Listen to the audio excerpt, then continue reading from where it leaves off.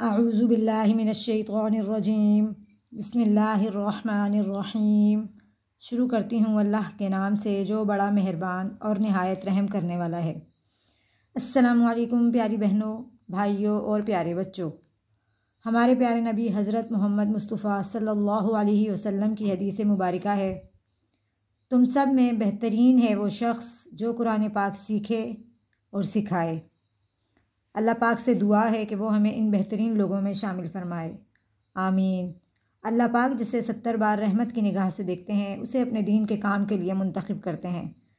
शुक्र अल्हम्दुलिल्लाह कि अल्लाह पाक ने मुझे और आप सबको 70 बार रहमत की निगाह से देखा और दीन के काम के लिए मुंतखब किया। अल्लाह पाक हमें इसी तरह दीन के काम के लिए मुंतखब करता रहे, आमीन।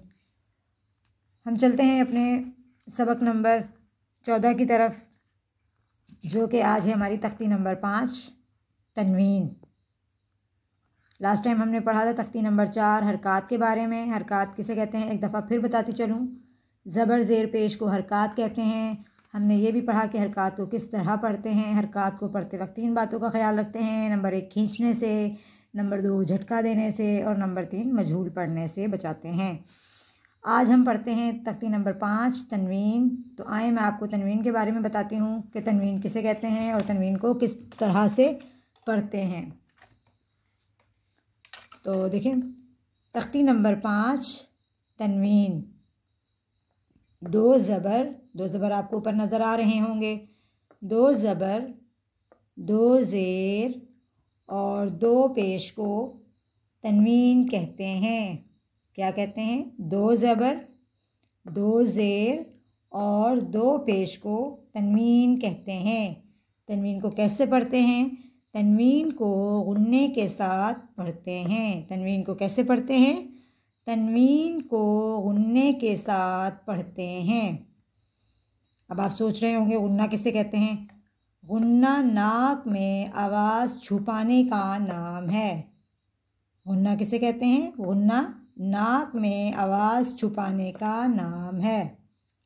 आइए दोबारा पढ़ लेते हैं। तख्ती नंबर 5 तनवीन।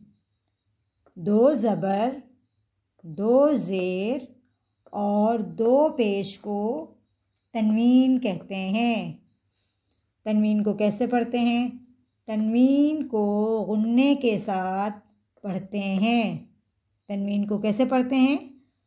तनवीन को गुन्ने के साथ पढ़ते हैं।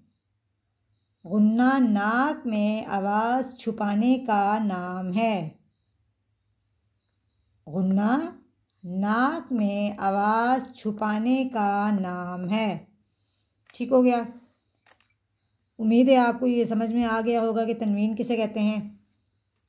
बहुत ही आसान तरीके से आप सबको मैं पढ़ा रही हूँ और तजवीद के भी नहायत ही आसान कायदे में आपको बता रही हूँ कि आप लोगों को आसानी से कुरान पाक पढ़ना आ जाए, और वो भी तजवीद के साथ। तजवीद को बहुत ही आसान तरीके से समझा रही हूँ मैं आपको कि आप तजवीद को भी समझ जाएं और कुरान पाक तजवीद से पढ़ना भी सीख जाएं। तो उम्मीद है आज आपको मेरी वीडियो अच्छी लगी होगी। अगर आपको आज मेरी वीडियो अच्छी लगी तो मेरी वीडियो को लाइक करें, मेरे चैनल को सब्सक्राइब करें और बेल आइकन को प्रेस कर दें ताकि मेरी हर आने वाली नई वीडियो आप तक आसानी से पहुंच जाए। मुझे दुआओं में याद रखिएगा। इसी के साथ मैं आपसे इजाज़त चाहती हूँ। अल्लाह हाफ़िज़।